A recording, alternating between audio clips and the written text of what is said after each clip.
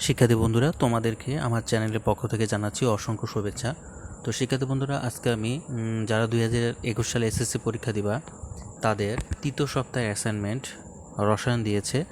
তো অর্থাৎ চতুর্থ অধ্যায় পর্যায় সারণী এই চ্যাপ্টারটি দিয়েছে। তো এই চ্যাপ্টারের একটি কোশ্চেন তোমাদেরকে দিয়েছে এই চ্যাপ্টার থেকে। তো এই কোশ্চেনে সলভ তোমাদেরকে করে দিব। তো তোমরা আজকের ভিডিওটা প্রথম থেকে শেষ পর্যন্ত দেখবা, তাহলে তোমাদের এই তৃতীয় সপ্তাহের যে অ্যাসাইনমেন্ট রসায়ন 2 এটা তোমাদের পুরোপুরি ক্লিয়ার হয়ে যাবে এবং তোমরা সুন্দরভাবে বুঝে বুঝে তোমাদের খাতায় তোমরা লিখতে পারবা। তো প্রথমে আগে আমরা প্রশ্ন আলোচনা করব, তারপর আমরা প্রশ্নগুলো উত্তর নিয়ে আলোচনা করব ইনশাল্লাহ। তো শিক্ষার্থী বন্ধুরা, তোমরা আমার চ্যানেলের সঙ্গে থাকবা। তোমরা যারা আজকে নতুন ক্লাস করতেছো তারা অবশ্যই আমার চ্যানেলটাকে সাবস্ক্রাইব করে রাখবা, আর যারা ইতিমধ্যে করেছে তাদেরকে জানাচ্ছি অসংখ্য শুভেচ্ছা। আর ক্লাসটি ভালো লাগলে অবশ্যই তোমরা বেশি বেশি করে শেয়ার করবা। তো চলো আমরা মূল আলোচনা চলে আসি। তো দেখো, এখানে তোমাদের যে জিনিসটা দিয়েছে প্রশ্নে, চতুর্থ অধ্যায় থেকে দিয়েছে পর্যায় সারণী। দেখো একটা বক্সের মধ্যে লেখা আছে, এই যে বক্সের মধ্যে দেখো লিথিয়াম, বেরিলিয়াম, সোডিয়াম আর ম্যাগনেসিয়াম চারটা মৌলর নাম দেওয়া আছে এবং বলা আছে যে মৌল চারটির ইলেকট্রন বিন্যাসের আলোকে পর্যায় সারণীতে অবস্থান, তুলনামূলক আয়নীকরণ শক্তি এবং মৌল সংশ্লিষ্ট গ্রুপ বা শ্রেণীর বৈশিষ্ট্য সম্পর্কিত একটি প্রতিবেদন প্রণয়ন করতে বলছে তোমাকে। তাহলে তোমাদেরকে এই মৌল চারটির ইলেকট্রন বিন্যাস দেখাতে হবে, দেখায় পর্যায় সারণীতে এদের অবস্থান কোথায় সেটা দেখাতে হবে, তারপরে এদের তুলনামূলক যে আয়নীকরণ শক্তি সেটা তোমাদেরকে দেখাতে হবে এবং মৌল সংশ্লিষ্ট গ্রুপ বা শ্রেণীর বৈশিষ্ট্যগুলো তোমাদেরকে লিখতে হবে। ঠিক আছে, এগুলো মূলত কোশ্চেনে বলা আছে, এগুলো সলভ এখন তোমাদেরকে করে দিব। তো দেখো এখানে যে শিকনফল বা বিষয়বস্তু, দেখো কিছু পয়েন্ট লেখা আছে যেখান থেকে তোমরা কি কি শিখতে পারবা। প্রথম 1 নম্বর পয়েন্টে লেখা আছে মৌলের বহিস্তর শক্তি স্তরের ইলেকট্রন বিন্যাসের সাথে পর্যায় সারণীর প্রধান প্রধান গ্রুপগুলোর সম্পর্ক নির্ণয় করতে পারবা। প্রথম 30টি মৌল। তারপরে 2 নম্বর পয়েন্টে বলা আছে একটি মৌলের পর্যায় শনাক্ত করতে পারবা। 3 নম্বরে বলা আছে পর্যায় সারণীতে কোনো মৌলের অবস্থান জেনে এর ভৌত রাসায়নিক ধর্ম সম্পর্কে ধারণা করতে পারবে। এই কিছু পয়েন্ট দেওয়া আছে, এগুলো তোমরা এখান থেকে শিখতে পারবে আর কি এই প্রশ্নের আলোকে। তো চলো আমরা কথা না বলি আমাদের মূল আলোচনা চলে আসি, অর্থাৎ সলভে আমরা চলে আসি। তো প্রথম প্রশ্নটা আমাদের আগে সলভ করতে হবে। প্রশ্ন দেখো বুঝে বুঝে সলভ করবা। তো প্রথমে বলা আছে যে প্রথম প্রশ্নটা যেটা যে আগে ইলেকট্রন বিন্যাস তোমাকে দেখাতে হবে। ঠিক আছে, তো এই কারণে আগে আমরা প্রথমে ইলেকট্রন বিন্যাস দেখাবো, তারপরে আস্তে আস্তে আয়নীকরণ শক্তির তুলনা, তারপরে তাদের যে বৈশিষ্ট্যগুলো সেগুলো আমরা লিখব।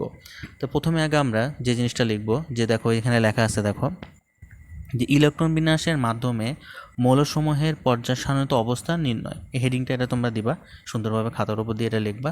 তারপরে এখন আমরা যে পর্যায় এবং গ্রুপ যে দেখানোর আগে এই পর্যায় এবং গ্রুপের যে সংখ্যাটা আছে সেটা আগে আমরা একটু বলে নিব, একটু ক্লিয়ার করে নিব। ঠিক আছে, প্রথমে প্রশ্নের মানকে স্ট্যান্ডার্ড করার জন্য, সৌন্দর্য করার জন্য প্রথমে তোমরা পর্যায় জিনিসটা কী এবং গ্রুপ জিনিসটা কী এটা আগে টিচারকে বুঝাই দিতে হবে। তারপর তোমরা ইলেকট্রোবিন্যাস করে পর্যায় সারণীতে এটার অবস্থান তোমরা দেখাবা। ঠিক আছে, তো চলো আগে আমরা জিনিসটা কী অর্থাৎ গ্রুপ এবং পর্যায় জিনিসটা কী সেটা নিয়ে একটু লিখি।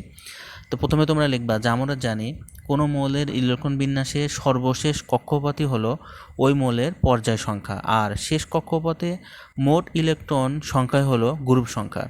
এখন আমরা যখন ইলেকট্রন বিন্যাস করব তখন আমরা যেমন লিথিয়ামের 3, তো আমরা এখানে দেখো লিখছি কি 1:2:1 লিখেছি। ঠিক আছে, তাহলে দেখো সর্বশেষে আছে কি, দেখো সর্বশেষে আছে 2, প্রথমে 1 আছে তারপর দেখো 2 আছে, তাহলে 2টা হবে হচ্ছে আমাদের পর্যায়। ঠিক আছে, আর এই দেখো এসের উপরে যে যে পাওয়ারগুলো দেওয়া আছে সেগুলো হচ্ছে ইলেকট্রন বিন্যাস, যে পাওয়ারগুলো দেওয়া আছে।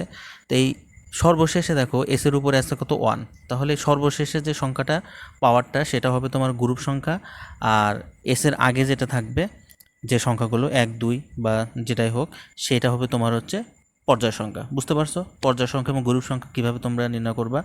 তো আমি আবার বলছি, আমরা জানি কোনো মৌলের ইলেকট্রন বিন্যাসের সর্বশেষ কক্ষপথই হলো কক্ষপথ। ঠিক আছে, সর্বশেষ কক্ষপথই হলো ওই মৌলের পর্যায় সংখ্যা। এই যে 1:2:1, তাহলে সর্বশেষে আছে কত 2, এই যে এটা হচ্ছে তোমার কি পর্যায় সংখ্যা। আর শেষ কক্ষপথে মোট ইলেকট্রন সংখ্যাই হলো গ্রুপ সংখ্যা। শেষ কক্ষপথের যে মোট ইলেকট্রন সংখ্যা যেটা থাকবে সেটা হবে তার হচ্ছে গ্রুপ সংখ্যা। এভাবে আমরা গ্রুপ এবং পর্যায় নির্ণয় করতে পারি। তো প্রথমে তোমরা লিখবা যে মৌল চার্টের ইলেকট্রন বিন্যাস দেখানো হলে লিখে একটা ছক তৈরি করবা।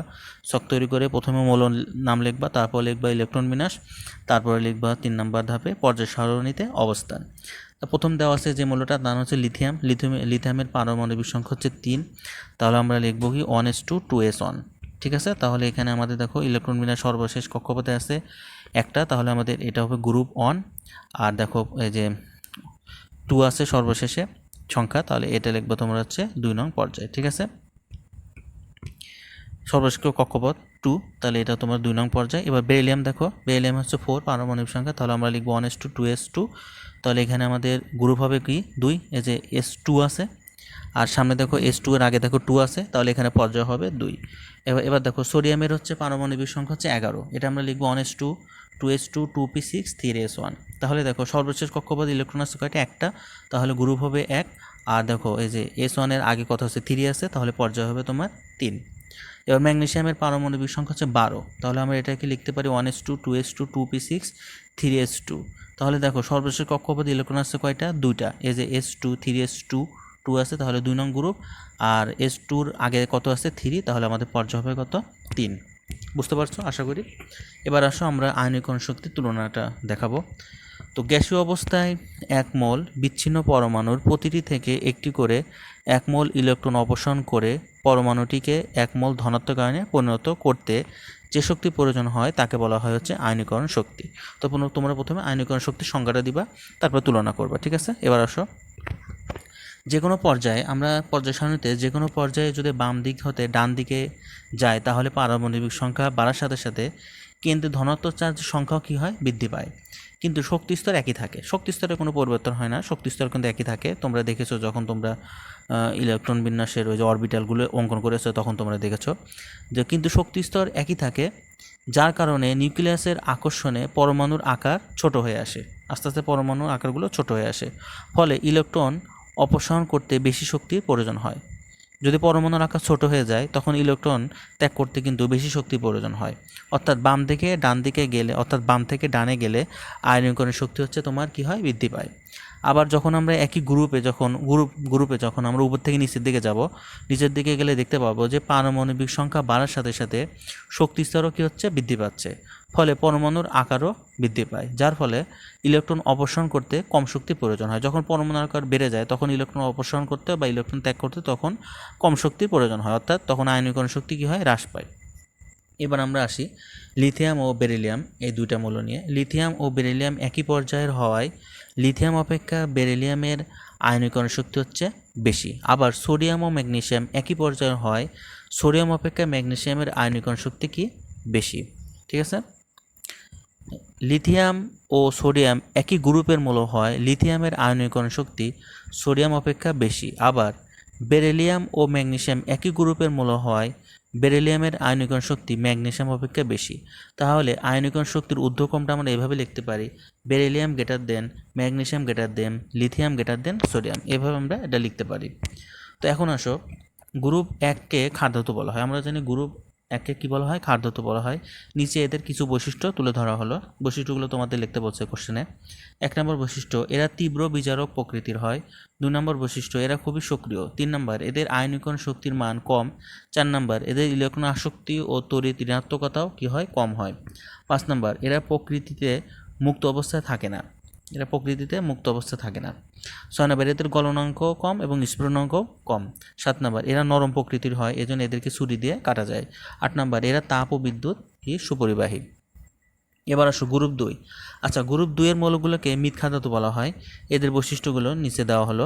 1 নম্বর বৈশিষ্ট্য, এরা নরম, যার কারণে এদের কি করা যায়, ছুরি দিয়ে কাটা যায়। 2 নম্বর, এরা তাপ ও বিদ্যুৎ সুপরিবাহী। 3 নম্বর, এদের গলনাঙ্ক কম, স্ফুটনাঙ্ক কম। 4 নম্বর, এরা বিজারক প্রকৃতির হয়। 5 নম্বর, এরা সক্রিয় হয়। 6 নম্বর, এদের আয়নীকরণ শক্তি গ্রুপ 1-এর থেকে বেশি হয়। 7 নম্বর, এদের তড়িৎ ঋণাত্মকতা ও ইলেকট্রন আসক্তি গ্রুপ 1-এর থেকে বেশি হয়। 8 নম্বর, এরা প্রকৃতিতে মুক্ত অবস্থায় থাকে না। এই হচ্ছে কোশ্চেনের উত্তর, আমি তোমাদেরকে বুঝাই দিলাম। তো তোমরা এখান থেকে সুন্দরভাবে তোমাদের খাতায় কোশ্চেন উত্তর লিখে ফেলবা। কোথাও বুঝতে অসুবিধা হলে তোমরা কমেন্টে আমাকে অবশ্যই জানাবা। তো তোমরা ভালো থেকো, সুস্থ থাকো। পরবর্তীতে ইনশাল্লাহ আবার পরবর্তী অ্যাসাইনমেন্টের উত্তর নিয়ে তোমাদের সামনে উপস্থিত হবো। এই প্রত্যাশা আজকে এখানে শেষ করছি। আল্লাহ হাফিজ।